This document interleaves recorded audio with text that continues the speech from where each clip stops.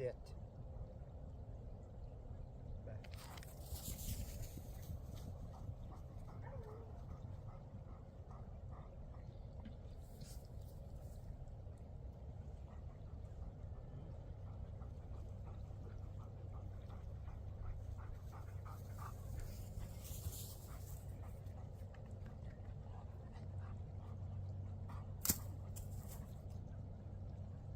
Sit. Back.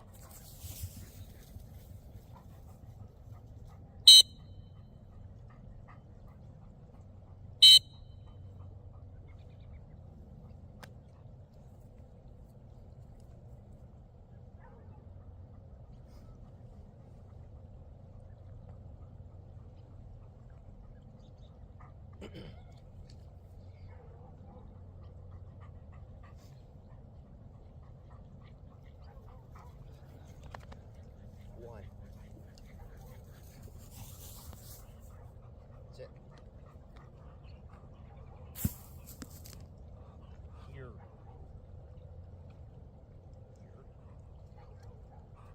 Back.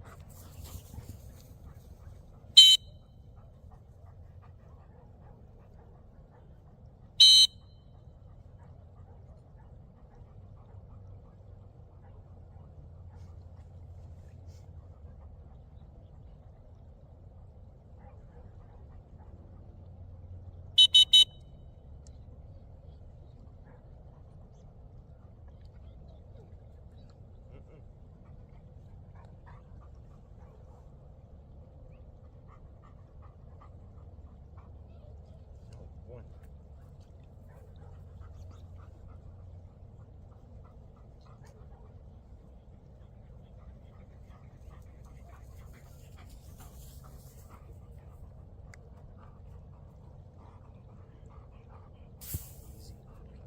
Easy. Heel. Sit. Easy. Back. Get down. One. Get down. Sit.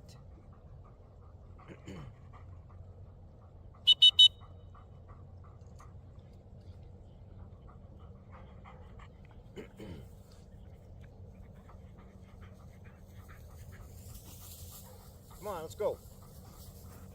Heel. Sit.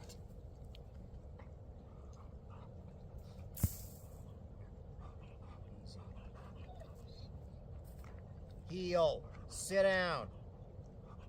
Sit. Back.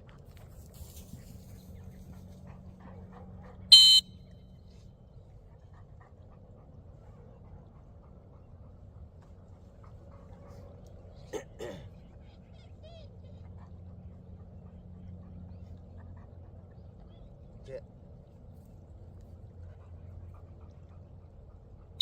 Let's go.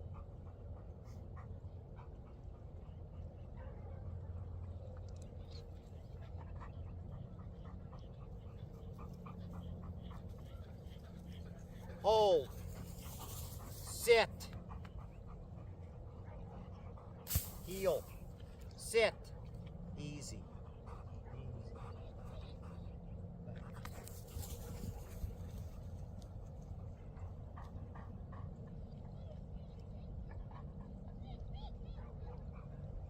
Go on, get down.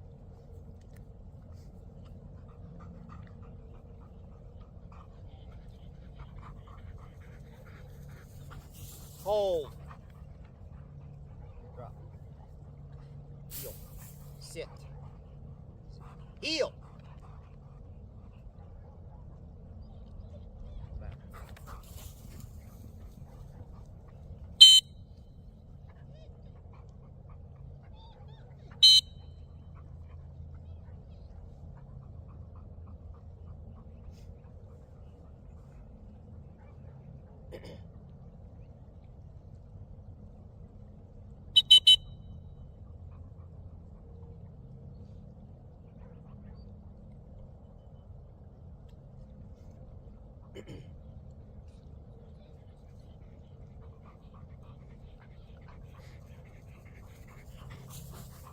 Sit. All right, good evening, everyone. Mike Hurt with you with the Black Blizzard Retrievers YouTube channel and doing the live stream bit here tonight. I got a couple of big announcements, and one is monumental, and I'm going to get into great details. But tonight's focus is going to dive into some content on dogs that are freezing, having issues with dropping the bird, etc. We're going to get into that here in just a minute. So, a couple of announcements. One, I don't know if you are aware or part of, but the Master Amateur Retriever Club got their hat on. The communications director for Mark. They closed on the 2026 Master Amateur Invitational that's going to be up in the Wisconsin area. And it closed out with a record number of dogs, 241 dogs, and I think it was like around 165, 66 handlers. So that's the largest event to date for the Master Amateur Retriever Club. They are going to add a third flight. Make sure you check Entry Express. They have a pool of alternate judges in case this happens, or in case a judge something happens and they need to back up. But they have some alternates, and they need to work through that process, and they'll be getting that posted on Entry Express. And of course, if you're going, we're going to announce that on the Facebook page here soon, hopefully next week or two. Um, so that'll be interesting. So they're going to break it down to about 80 dogs per flight, and that's very manageable for a 5 to 6 day event that you're going to have in Wisconsin the end of June. The second big announcement, some of you alluded to this. Charles has said he's already downloaded it, but the Tara app, the Amateur Retriever Academy app, is live right now for iOS, for Apple. It is not live yet for Android. And I'm going to get into the details why. And there's a lot to it on the Google side compared to the Apple side. But that's live. You can download it right now. It's a 7-day free trial, and then it's just going to cost you a cup of coffee once a month. Okay. So again, we'll get into that here in just a bit. I've got some videos out on a different YouTube channel that I'm going to highlight here for you and kind of give you some background information on the app and what it will do and what it can do for you. And again, it continues to grow as we get more and more people involved in the app. It's just going to get stronger and stronger and stronger over time. So let's dive into the details here in tonight's discussion. First, just a quick check of Black Blizzard Retrievers, my YouTube channel, my main YouTube channel here.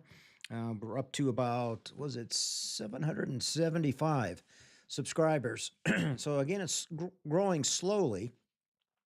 I put out a lot of content throughout the month of April, mainly focused on junior and on the junior courses. So if you have a junior dog, it's a great free course and give you some great information to work your way through there.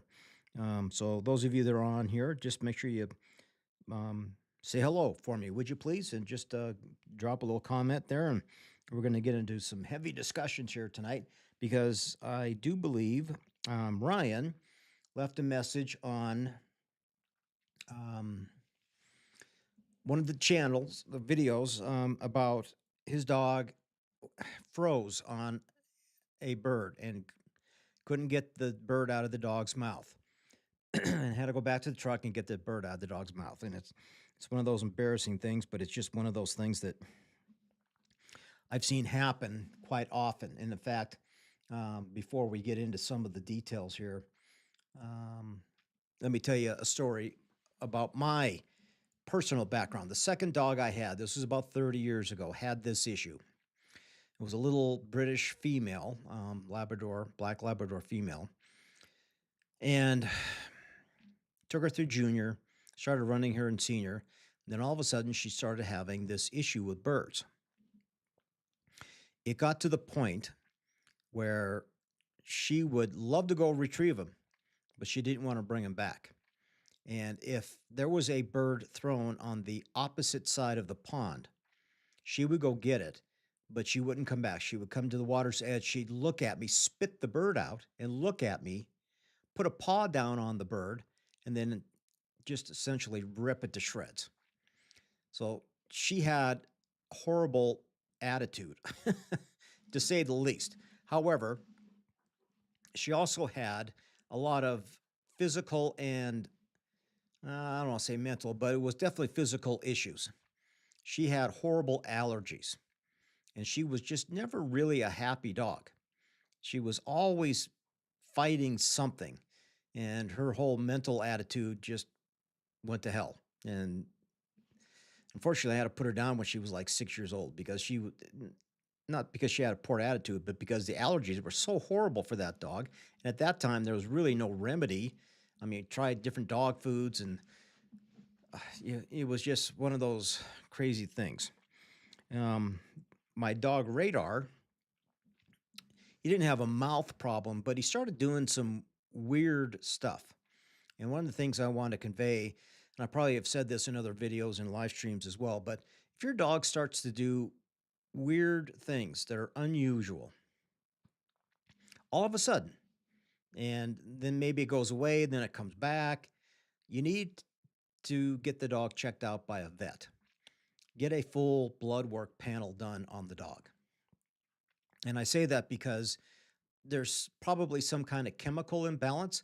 And this was happening with my dog Radar. And we found out that his thyroid was off, and it was off in a big way, but it was easily fixed by medication. So I test him every 3 to 6 months, something like that. He's retired now. But I mean, because I did that and caught it early off the advice of some of my training friends in the retriever club I'm in, we were able to narrow down some of those issues and got him chemically back into balance. And that greatly improved his mental capacity. And he actually turned out to be a wonderful dog, got Master National plates, Master Amateur plates, of course, a Master Hunter title, etc. And I did try and run him a little bit in field trials. But some dogs just, it's hard to describe, but I've seen dogs come back with a bird, and it may not be the first bird, it may be the second bird. Sometimes it's the flyer, sometimes it's not, but you can see it when they're coming back. They got that glazed look in their eye. Their ears might go back, and they're like, you can just tell by looking at them, but like, oh crap, he's not going to give me the bird. Some dogs just, they don't know how to handle it. I think they just clamp down on that thing, and they're like, oh, they don't want to let go because it's such a high drug for them that they just, and it's a hard thing to fix. So the advice I gave Ryan was, first and foremost, quit running the dog in hunt tests. You got to stop that right here and right now. And we're going to get into some of the details about freezing. And let's just take a look at the first one here. So what is freezing? Dog literally will not give you the bird. It freezes on the bird. And you literally have to walk the dog off the line back into the vehicle and literally rip the bird out of the dog's mouth. And it's usually coming out in pieces. And it's just a hard thing to be calm about and not get mad about it and not punish the dog and try and figure out what is the cause of the freezing. And you got to ask yourself lots of questions, and then you got to start going back and looking at training sessions. Were there subtle signs somewhere along the way? Was the dog not giving you the bird, holding on to it a little bit when you try and collect the bird in training, even if it's just for 3 to 5 seconds? I mean, there's subtle signs that you'll see when they don't have an e-collar on, to kind of give you some kind of idea. And the hard part is looking at it later in life, and when all of a sudden these problems happen at a hunt test and you didn't recognize it when it was in training. It happens to all of us. It's a part of dog training. It's how you learn. So freezing can be either a symptom of not proper force fetching. And in Ryan's case, he told me that his dog was force fetched by a professional. And that's great. I mean, that gives you pretty good confidence that, the dog was done correctly. But then it may be just a symptom of adding too much pressure. Dog's constantly getting corrected. If you're adding too much pressure and it's not having fun, it's not going to want to give you back the bird. It's just like, all right, I'm done, and I'm not going to have this bird because I don't want to go out and do something else. And you have to take good notes. Um, it can be a symptom of, again, over control of the line, and it may be all line related. It depends on, some dogs will hesitate coming back, and we're going to talk about that here in a minute. And if they do, then that's a symptom of them not wanting to come back to you. So this is something you have to do baby steps, and you're going to have to go back almost to the very bloody beginning and go through basics again and try and get a better mental attitude out of the dog.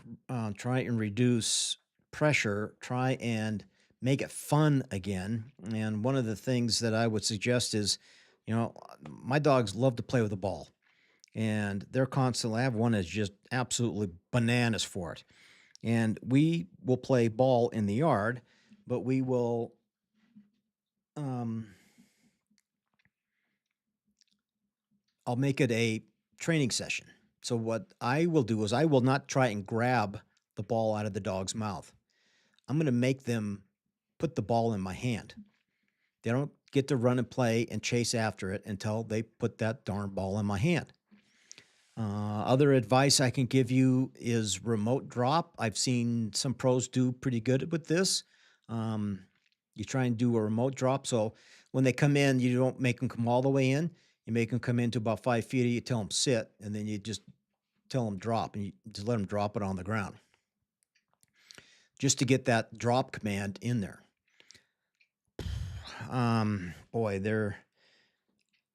and I wish I could say, hey, do these 3 things and it'll fix it. But it's not that simple. Unfortunately, this is one of those crazy things that it's just dog dependent, and you have to be able to read the dog, and you just have to analyze it correctly and try and see what sticks. Unfortunately, so how to fix freezing on birds, and again, there's a lot of possibilities, but it's just one of those issues that can be a career ender for some dogs. Because I know AKC rules, and I'm sure HRC is the same way, you can't pass a dog that will not give you the bird and is crunching it or ripping it apart, etc. So it's one of those things that you just have to work your way through it, but you got to be patient, and try and not to get upset. Try and not get mad at the dog. If you're getting mad at the dog and the dog's getting too much pressure, maybe you just need to quit training for a month or two and just back off for a while and see what happens. And if you're trying to get qualified for a grant, for example, and that's where it becomes incredibly annoying, but it's just part of dog training and dog life. And be honest with you, it's crap like this that I have 2 dogs, and I don't have just one. Right now, I've got one dog that's very vocal, and I'm kind of going through a similar thing with him, and he will not run a hunt test or field trial until I get this under control, and it's probably going to take up to a year or more to get him to calm down and get him into a rhythm. And I'm not going to waste $500 on the dog running him if he's just going to fail for being vocal.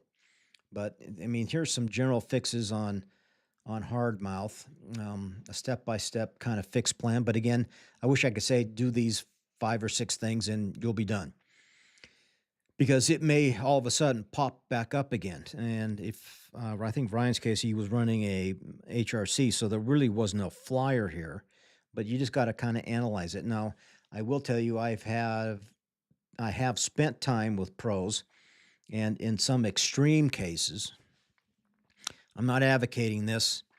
In fact, I'm hesitant to even talk about it, but we would find the biggest, bloodiest nails we could find, and we would cut the spike off those nails, those big nails. And if a dog on the bumpers, they like to kind of, we would stick some nails through an old bumper, just so when they chomp down on it, there'd be something that poke them in the mouth, but you hope the hell they don't end up going to the vet right? I mean, that's not the goal, but that's in an extreme scenario. And then in some extreme cases, we would put them in a bird.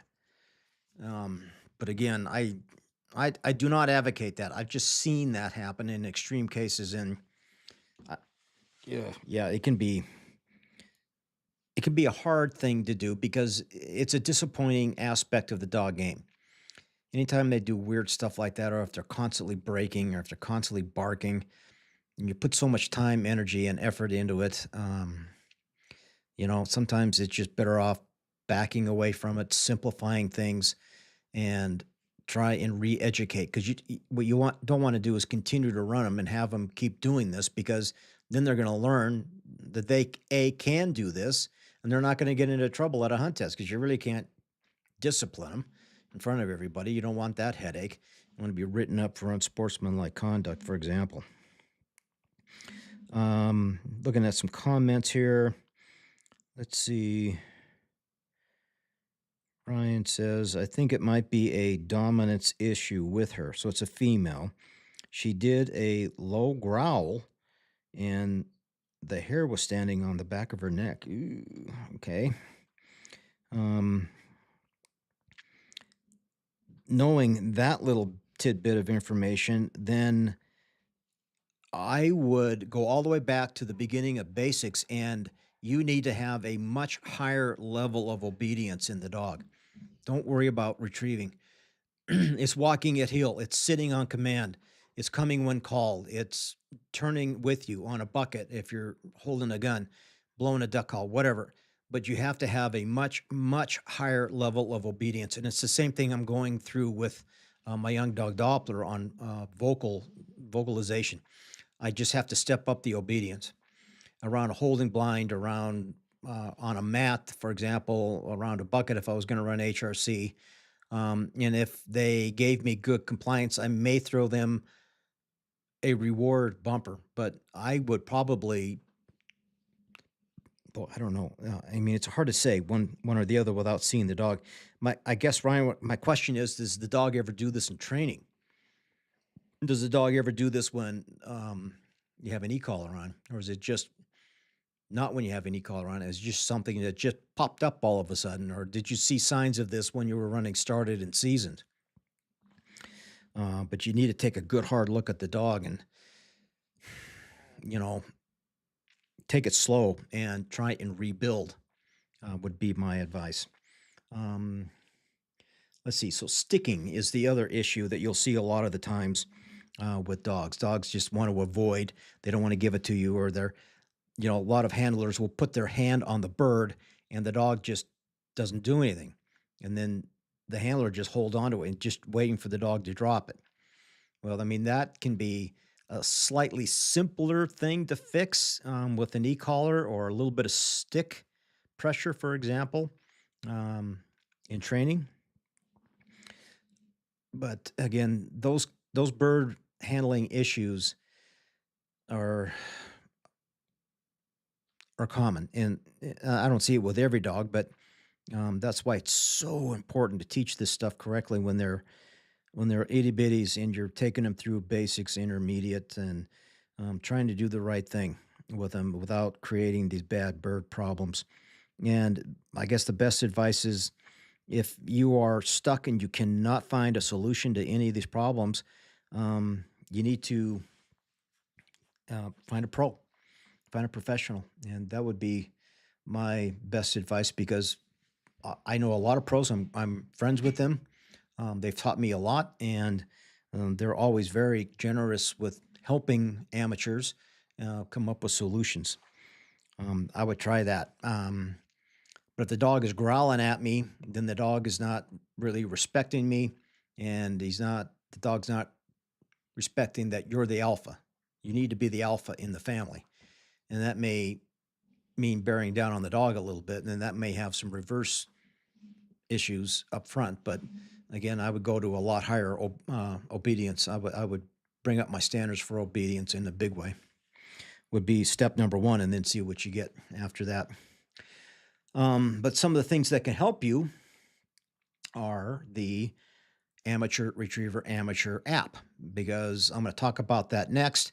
Again, that finally went live today on the Apple App Store.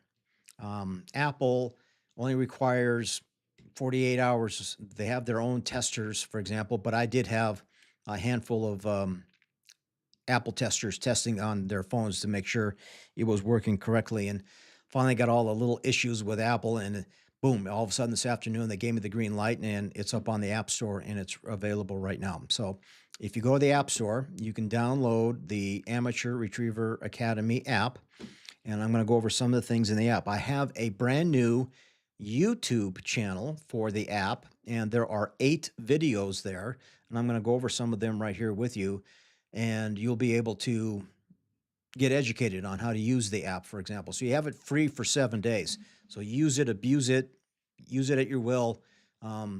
Again, right now it's just a level above what we call an MVP. So to get these apps through the App Store part of the testing for Apple, it had to be an MVP, a minimal viable product. So it just has to make sure everything works, all the buttons work, there's no bugs, et cetera, et cetera. But I've been continuously adding updates and features to it on a daily basis, and my testers have given me some incredible feedback, and it continues to grow as of right now. So why isn't it available on Android? Android right now, you have to go through 14 full days of at least 12 to 20 testers. They have to opt in every single bloody day. They have to use the app. Google has analytics that are going to track what they use and what they do with it, how they use it, etc. And then they're going to make a determination on if it's a good fit for the Android side. So their requirements are a lot more stringent than they are on the Apple side. But let's get into some of the details, because I did create, again, a YouTube channel. So just search for the Amateur Retriever Academy on YouTube, and there are 8 videos currently sitting here. Just checking my folks talking on here. Okay, so let's see. One of the big things that this app now offers is when you do a log session, say you go and train, you will log a training session. You can log your sessions from a 1-star, 2-star, 3-star, 4, and 5. So if you rate a 1 to 2 star, say you had a really rough training session, and you logged it that way, and you're brutally honest with yourself, you'll be able to do this. Let me see if I can play the video here. Click on that.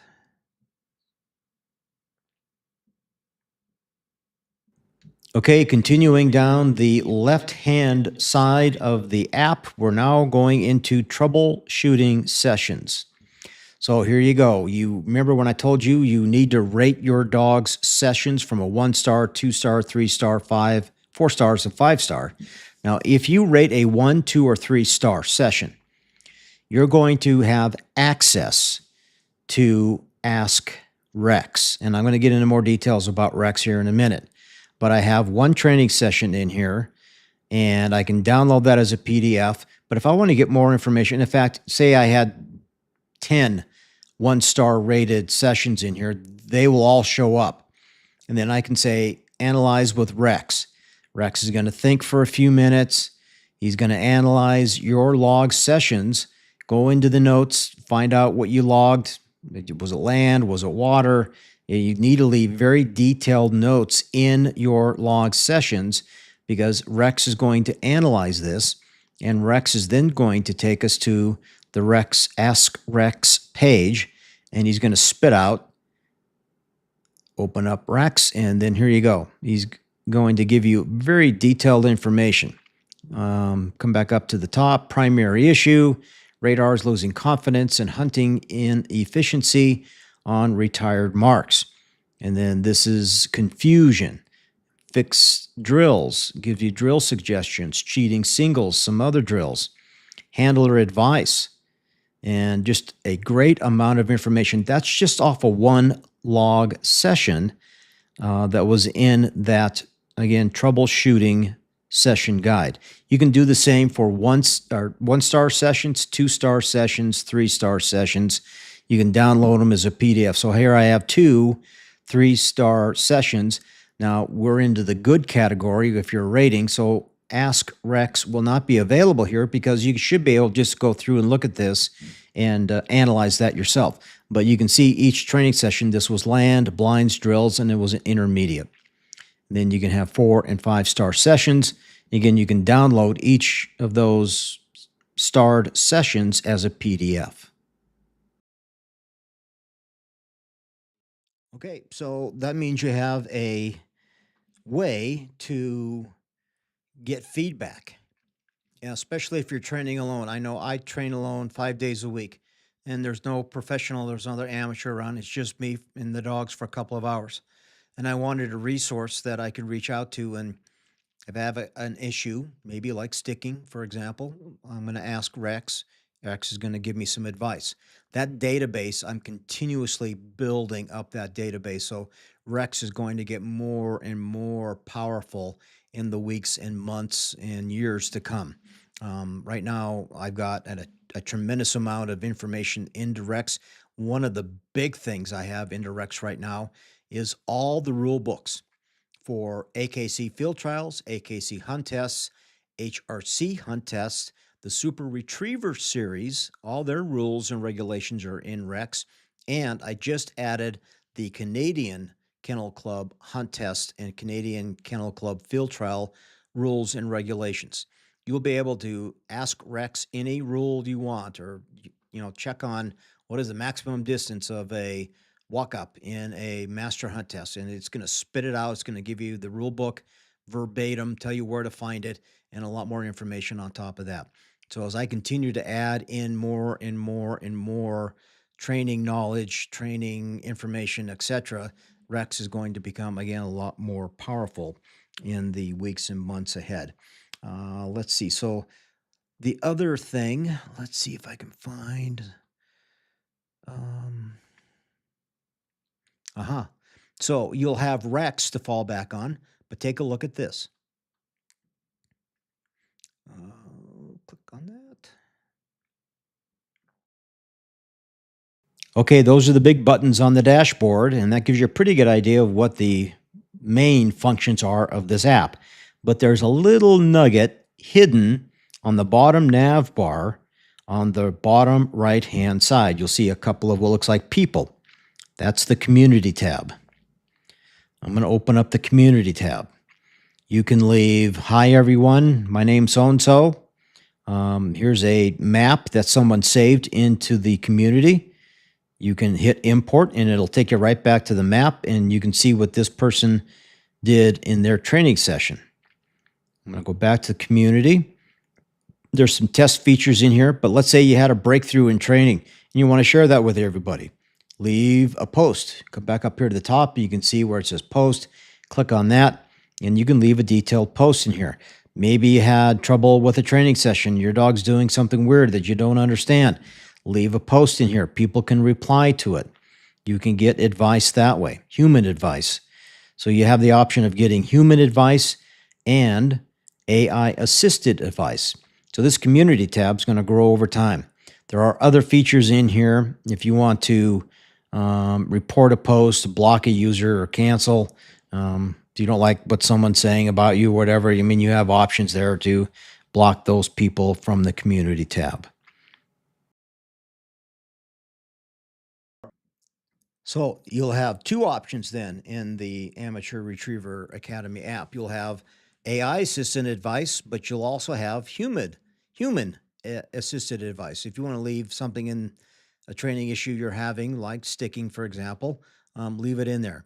In fact, I don't know if it was Ryan. Somebody left a message in there, and on the community, and I was just sitting in a Zoom call with Pat Burns, and I asked Pat that specific question on the dog blowing off the handler close to the end of a blind. And Pat gave me a great answer, and I typed that into the community, and hopefully that app user got something out of it. So there's a lot of great ways to get some needed assistant training for you if you don't have access to pros or knowledgeable folks in a retriever club, etc.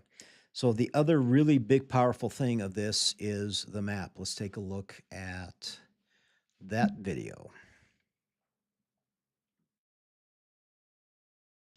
All right, one of the big key features of this app is training maps. This will take you right to your location. It's a very detailed map that you'll be able to move around, and that little blue dot is your location. Now, this is twistable, meaning you can rotate the map either clockwise or counterclockwise. But here's what I suggest you do first. You add your wind vector. Say the wind was out of the southwest. Now, that little blue dot is where I'm at right now, but let's say I had a training session down here on my little subdivision pond. Okay, now I'm going to twist that so we're oriented north to south. So the wind is blowing out of the southwest. Let's say I come down here and I tap at the bottom of the pond, and now you've got all this menu options here when you tap on a map. So at the very top are special, and we'll get into that in a minute. But you have L for line. That's the black box with the L in it. HL is an honor on the left, and LH is the line with an honor on the right. So let's just place an L. So we've got an L1 right there. And let's just say we're going to run a bunch of blinds.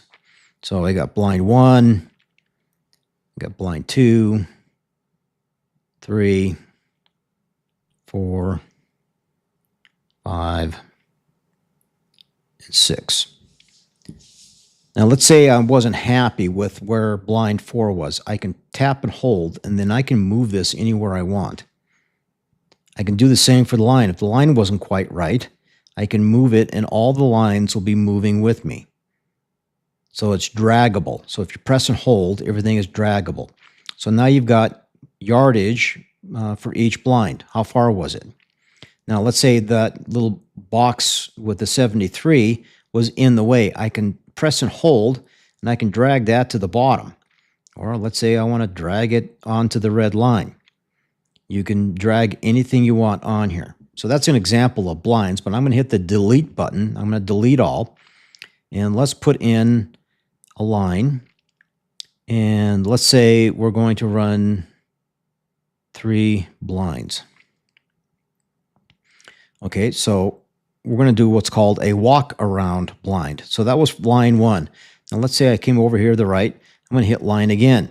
There's line 2, and I'm running the same 3 blinds. Now that gave me an L2 with yellow dotted lines. And then let's say I moved all the way over here, and I'm going to hit L again. Now I have L3. Now I've got all these orange dotted lines. So I had this request, which I thought was very complex, but it is an option in your app. If you want to run blinds and you want to do a walk around scenario and then draw out different colors so you can actually see what they are, this will give you that option. Now, it gets way too complicated if you add in the yardage markers for L2 and L3. And then you're adding a whole bunch of data in there that's going to be way too overwhelming. So you're only going to get the yardage markers off the first L1. All right, let's get rid of that. So let's do a marking scenario. So I'm going to put an L down here. I'm going to tap over here, and I'm going to put GS. That's a yellow dot for gun station. This gun station is going to do a flat throw. And you can see the red dotted line from the line to the mark is 150 yards. And the yellow dot and the white dash line is the arc of the throw. Again, I can move this anywhere I want. Not only can I move that, but let's say the gun station wasn't quite right, and I moved it over there. So everything's movable. That 105, I can take and move it anywhere I want. Let's say that was Mark 1. So M1 would be an up gun. Then let's add in a retired mark. That's what the RMs are for. So the next mark would be a retired mark. Oh, look at that. I forgot to add the gun station. That's okay. Do and undo. Come in here. I'm just tapping on the map. Just one tap, and now I can put the yellow dot and then I can put R2. So that's a retired mark number 2, 207 yards. Then let's say down here, we're going to throw a flyer out into the water. And of course, that was number 3. Now, I can't do that in a subdivision, but this gives you an idea of what the map can do. Then let's say we're going to add in a couple of blinds. And now it becomes very powerful. So now if I actually twist the map, you can see everything kind of rotates with you. All the M1s, the M2, the blinds, they're all oriented from north to south. And you can see the wind vector change up on the top right to tell you that the wind is out of the southwest and stays out of the southwest. But by rotating it, you're changing your axis, and the southwest wind will stay true. Now, here is the power of the map session. Save. If I save this, I have lots of options. Save to a training log. Remember the training log? Now, it's the exact same training log as I showed you a moment ago. So you don't have to save a map and then go back and do a log session. You can do it right here. It's going to tie in the map and the log session to the dog you have selected.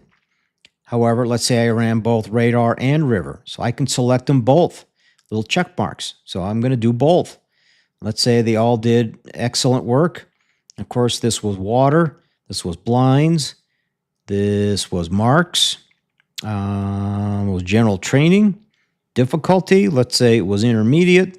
And then I can leave some session notes down here at the bottom. Then I can save that if I want. Now let's go back to the save again. You can also do a saved setups. So if I hit save setups, it's going to, you can give it a name, and then you can search the property name and notes. So you can see subdivision pond, test grounds, etc., etc. Then you hit save session, save again. You can export it at the map as a PDF, and it should export all the markers, the red lines, along with a satellite map. You can share via code.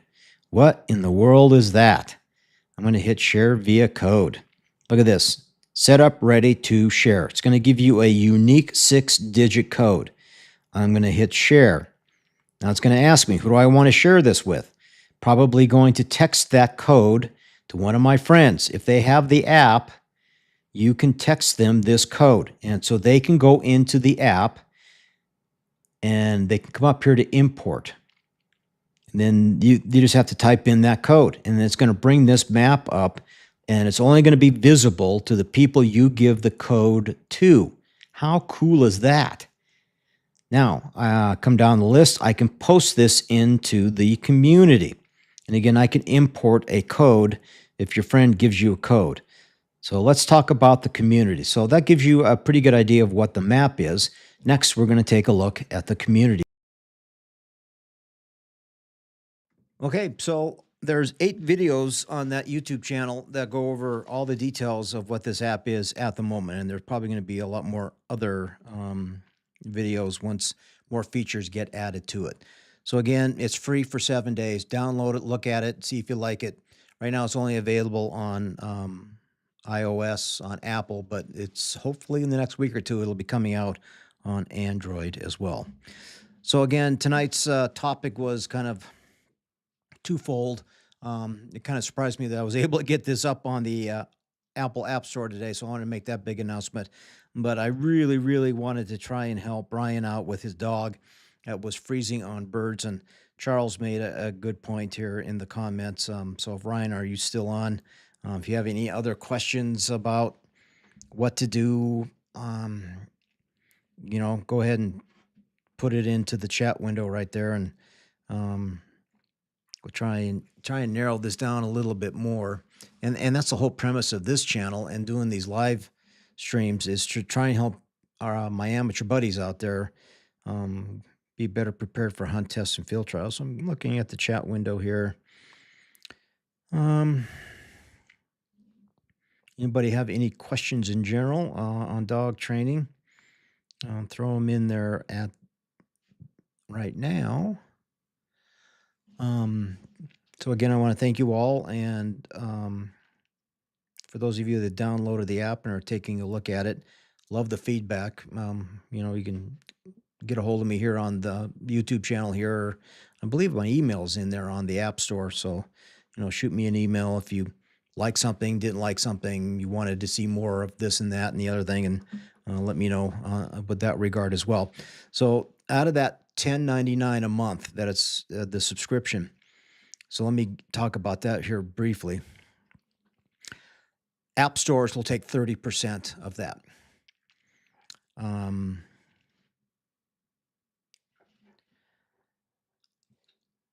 I have fees for the company, the software company that I made the app with. They take a chunk. I have AI fees for the Ask Rex. They take fees. I have fees for the databases. They take fees. So by the time everybody gets their little chunk and shares and the rest into taxes, I'm probably making $1, $1.50 per subscription. So I'm not going to get rich off this whatsoever. But I see Ryan popped back in here. So I'm working on remote drop. Yep. And I've seen pros put a bucket out and try and get that dog to remote drop into the bucket. And then that might be 5 to 10 yards away or more. You may put them on a platform with a bucket nearby and you're 20 yards away and you just tell them to get over there, sit down, drop. And then you just slowly get a little closer, get a little closer, get a little closer, and get a little closer. Try that. But I still think that a higher level of obedience is probably in your best bet. Something that's not related to fetching, holding, or dropping. Just let the dog know that it's when they comply and they do good in your formal obedience and you're trying to raise your standard there, then that's the time to let them know they're a good dog and praise them and get on them when they're not. And they need to learn to be a better team player. I think that'll help as well. But I know some pros have had a lot of luck with the remote drop. Even if they just drop it on the ground, it's just conditioning them not to freeze on the bird. And then if they do that well, then you might think, well, okay, if they'll drop it at 20 yards away from me and they won't drop it when they're next to me, why?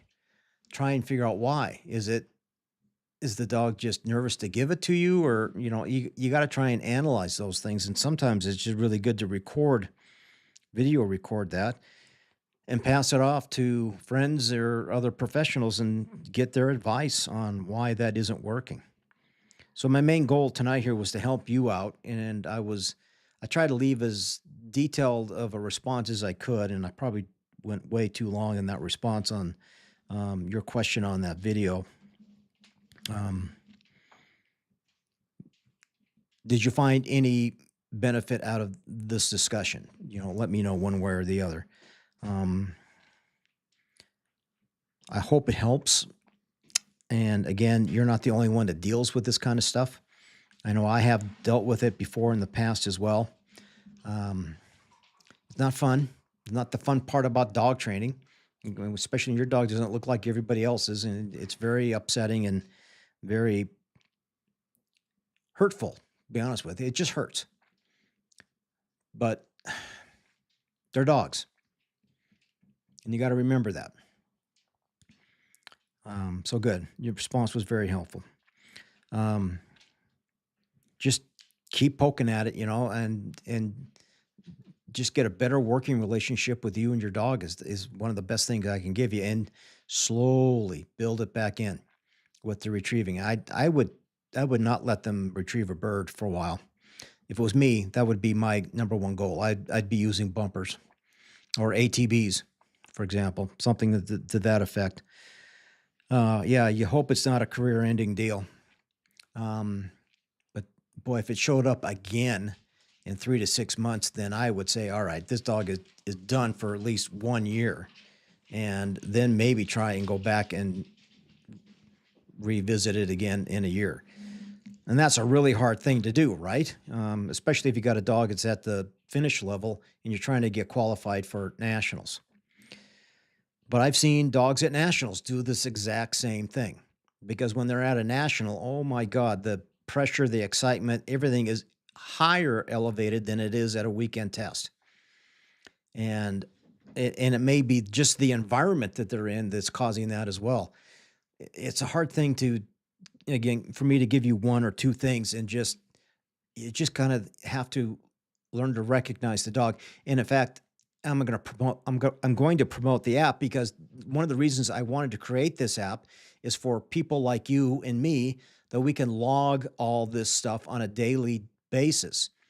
So I don't have to sit here and think, well, what did I do 3 weeks ago? What did the dog do 4 weeks ago? What issues did I have a month ago? What issues did I have a couple days ago? You'll have everything logged into the app, and then you can go back and look at all those log sessions, either manually or just if they're 1 or 2 stars, go in and ask Rex. He'll pull them out and he'll take a look at them, and hopefully he can give you some answers or at least give you a starting point to where you can reach out and find additional help and say, hey, what do you think of this or what do you think of that? And hopefully that can be a great benefit because we all don't have access to professionals. And when we're out in the field training by ourselves, there's no one around to ask. Well, you got it in your phone, right? So try it. If you don't have the app, Ryan, download it and try it for 7 days and let me know what you think. Okay. Any other questions? We've been rambling on here for about 50 minutes.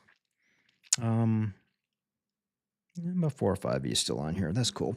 Again, if you guys like the app, make sure you promote it on your social channels. I would greatly appreciate that.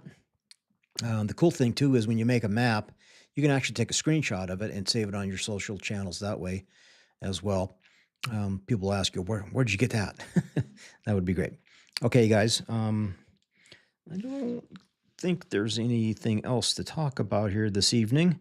So hopefully that was a little bit better than last week's when I was completely unprepared because I was up to here trying to program that bloody app. I've got it. Oh, okay. You got the app. Perfect.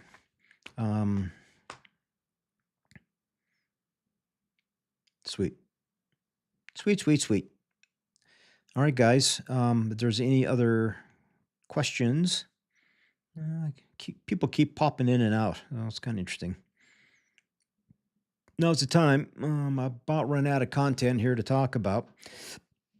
So for Ryan and Charles, I think you have it. What's your initial thoughts on the app? Just give me a little comment. What is the one or two things you like about most about the app so far? And if there was 1 or 2 things you would like it to have, let me know that way as well. Because it's at its infancy stage right now, and it's just going to continue to get better and better and better over time. Okay, guys. Don't see any other Q&As in here. All right. Well, I was up until midnight, 1 a.m. last night, trying to get all this stuff working. And now I just got to get through the darn Android part of it. And hopefully in the next couple of weeks, we'll be able to make that announcement for all you Android folks out there as well. Any tips of Whistle Sits? Is doing a great job at sitting and will not turn around all the way, just his head. Yeah. That would be, so if your dog is going on a blind and you hit a sit whistle and the dog doesn't turn around and look at you, but it just turns around to look at you, the whole body doesn't come around. You haven't taught it to do that. You need to go back to using a long lead, probably a good stiff rope that you can have control over. And when you say sit, it's got to be sit with a nick on the collar, sit, and if he doesn't try and look at you, you're going to yank on a choke chain, say here, and try and get that down. Now, the step beyond that would be running to a pile. So every third time you're going to stop the dog and want it to turn around and look at you. If it doesn't, then you're going to say, you're going to blow the sit whistle. The dog sits but doesn't turn around and look at you. You're going to give an immediate nick and say, sit again. And if he doesn't turn around and look at you, you're going to give another nick and you're going to say, here. And just getting that routine of stopping here, and even when they start to slow down, say beep here. Get them to come back to you, just so they learn to turn around. But I think the easiest way to do that is with a long lead, so they understand that they can't just sit and look at the pile. They have to sit and turn around and look at you, because then once they start to do that, then I would have we call them bailout. I'd have another pile off to the right or the left, depending on which way the dog turned. And I'm going to send them to that back pile several times, but then I'm going to send them and say, sit, and they turn around and look at me. Good. Then I'm going to give them a right over or left over, for example. But you just got to work that into your basic training. And it's one of those things that you have to get correct, because you can't run a blind if they're not going to turn around and look at you. Now, I have a dog, my yellow one, Radar, absolutely hates sitting. Even when I'm on the line, he'll stand, which is fine, as long as he doesn't move. So I don't care if he runs out there and I blow a sit whistle and he turns around, but he stays standing, but he needs to look at me. His whole body needs to turn and look at me. And it was one of those things I tried over and over and over again to get him to sit. And he doesn't like sitting. Okay, well, then my other non-negotiable is that they just have to turn and look at me. I don't care if they sit, prefer they would, but if I can't get them to sit, then I don't want to create a really big battle right there and lose confidence on the dog. Hope that helps. But that's one of the things you can easily try and get in the yard, in your backyard or along a fence line, etc. They have to learn to sit. Not only sit, but turn around and look at you. And you can do it real short, then you can try and do it a little bit longer. Yeah, but they have to turn around and sit you. And again, I think the easiest way to do that is with a long lead. They sit around and sit. If they don't try and look at you, you're literally going to yank on that thing and say, here, and then sit. So every time you sit, it's sit, here, sit, over and over and over again until they do it right. And then, so it just becomes muscle memory. That's all you're trying to do, is get it to be muscle memory. That was a great question.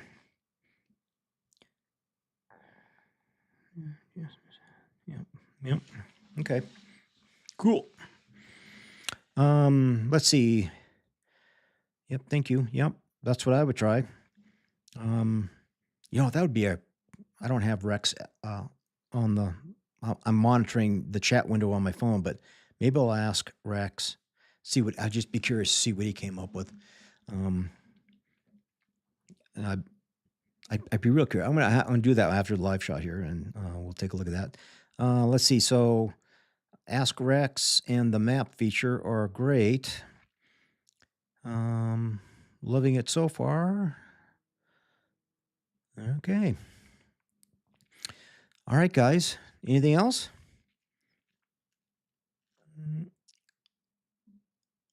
Looks like that's about it.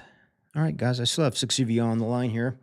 God, I really appreciate you guys spending your time here on Thursday nights here on the channel. It's really fantastic. Even though there's just a small handful of you, I'm just trying to pass on my knowledge and experience on to the rest of you guys and to help you out as much as I can. It may not be the best advice, but it's free. Okay. All right. Yeah. All right. I just got a phone call. I'm waiting to hear who the judges are going to be for the Master Amateur. So maybe that was the call I was waiting for. All right, guys. Have a good night. Again, I probably won't have a video this Sunday because I've been so busy with the app and I haven't had a chance to plan out my next series of videos. But if you have a suggestion or you'd like to see a video on any given dog topic, shoot me an email or leave a comment on one of the videos. And I'm going to start planning out some new content on Sundays. And of course, now it's going to get a little harder for me because it's field trial season and hunt test season. So I'm going to try and crank out as many of those as I can. All right, guys, I've been at it for an hour, and that's long enough for tonight. Again, thank you for this evening. I hope you find the app to be a great benefit, and I look forward to your comments and suggestions about the app and, of course, about the channel here. And make sure you stop by the other YouTube channel for the Amateur Retriever Academy app, and you can look at the videos and see exactly what's in there and how to use it. All right, guys, have a